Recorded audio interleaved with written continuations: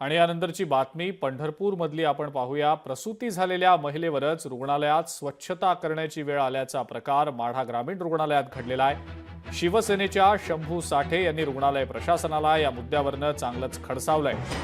सफाई कर्मचाऱ्यांवर कारवाई करण्याची मागणी सुद्धा यावेळेला त्यांनी केलेली आहे।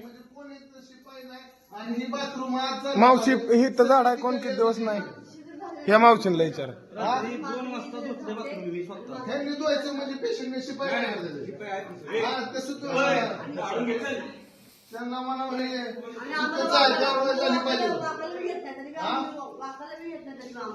झाडू नका तुम्ही काय ते पगारी घ्यायची त्यांचं झाडाचं काम आहे ती कशी काय झाडत नाही ती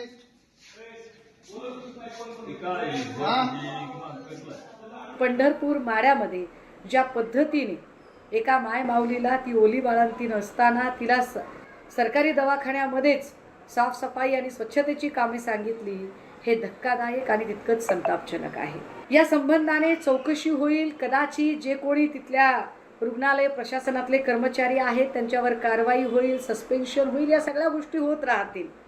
पण प्रश्न एक तसाच अनुत्तरित राहतोय, जननी सुरक्षा योजना ही फोल ठरलेली आहे का, याचा विचार आता पुन्हा एकदा करण्याची गरज आहे।